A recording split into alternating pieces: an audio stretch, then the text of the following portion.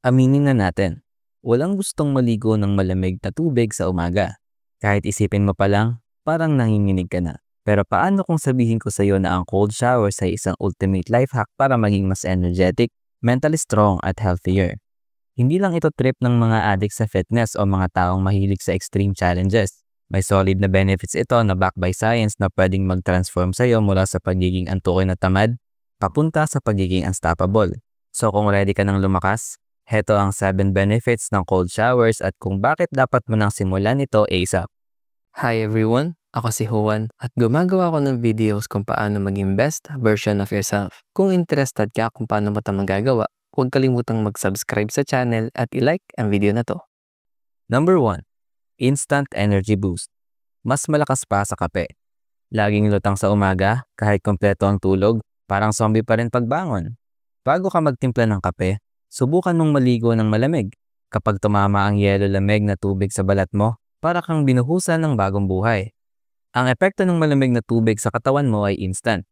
Bumibilis ang tibok ng puso, lumalalim ang paghinga at nadadagdagan ng supply ng oxygen sa dugo. Nagre-react ang nervous system mo sa shock na dala ng lamig kaya biglang gising ang buong katawan mo. Para kang sinaksakan ng energy na walang caffeine crash. Bukod pa dito, nakakatulong din ang lamig sa pagtaas ng alertness.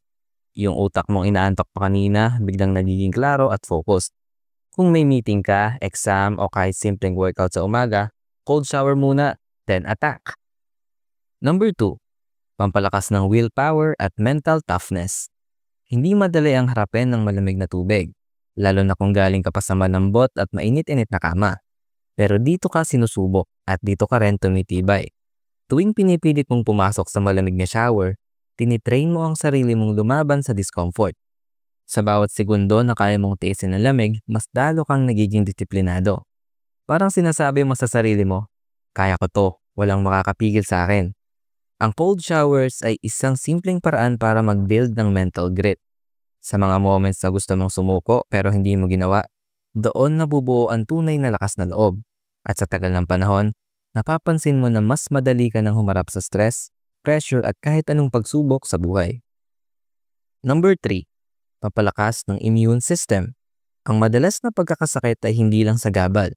Nakakababa rin ito ng productivity at moral. Kaya kung gusto mong maging mas matatag laban sa mga sakit, cold showers ang isa sa mga natural na paraan para i-boost ang immune system mo.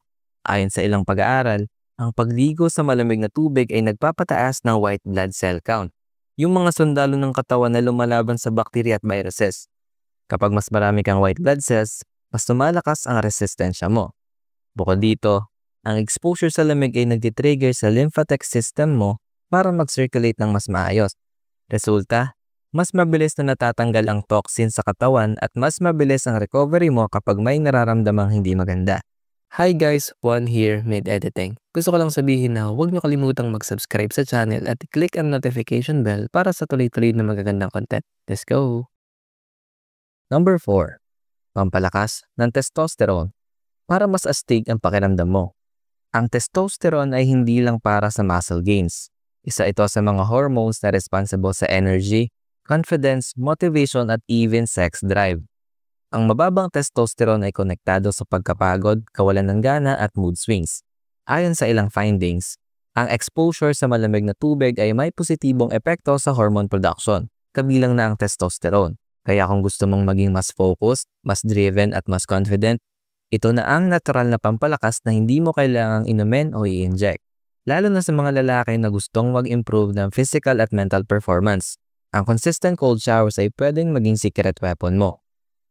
Number 5. Pampaganda ng balat at buhok.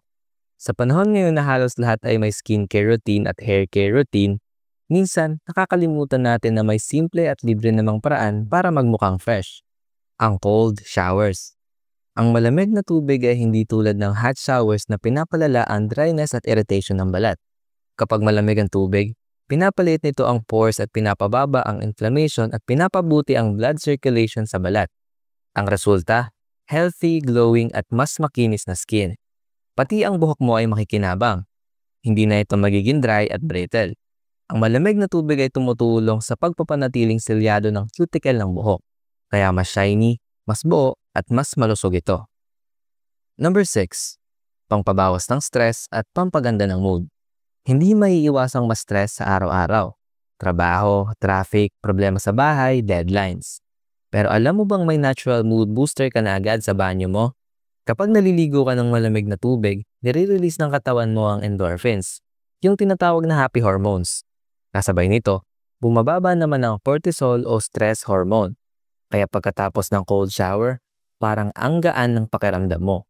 May mga taong gumagamit pa ng cold exposure therapy bilang support sa anxiety at depression. Hindi ito gamot, pero malaki ang naitutulong nito para ma-reset ang mood mo at magkaroon ka ng mental clarity. Kung stress ka, subukan mong mag-cold shower. Baka ito lang ang kailangan mo para gumaan ang araw mo. Number 7. Pampabilis ng muscle recovery. Parang ice bath ng mga champs. Kung seryoso ka sa pag-exercise, alam mo kung gaano kasakit ang DOM o yung delayed onset muscle soreness. Yung tipong hindi ka makatayo ng maayos kinabukasan. Pero ang mga pro athletes, may sikreto dyan, cold exposure. Ang malamig na tubig ay nakakabawas ng inflammation at nakakabilis ng muscle recovery.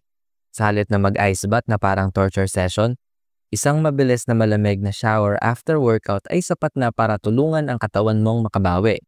Nakakatulong ito sa pag-circulate ng dugo, pag-flush ng toxins mula sa muscles at sa pag-repair ng muscle tissue. Kaya kung ayaw mong ma-sideline ng muscle pain, isama mo na agad ang cold shower sa post-workout routine mo. Ikaw naman, nasubukan mo na bang maligo ng malamig? Anong epekto nito sa'yo? O kung ngayon mo palang susubukan, anong part ang pinakakinakatakutan mo? I-comment mo sa baba, gusto kong marinig ang karanasan mo, baka makatulong pa yan sa iba na gustong itry ito. Kung nagustuhan mo ang video na to, huwag kalimutang mag-subscribe sa channel at i-comment mo na rin ang topic na gusto mong pag-usapan natin next time. Bye!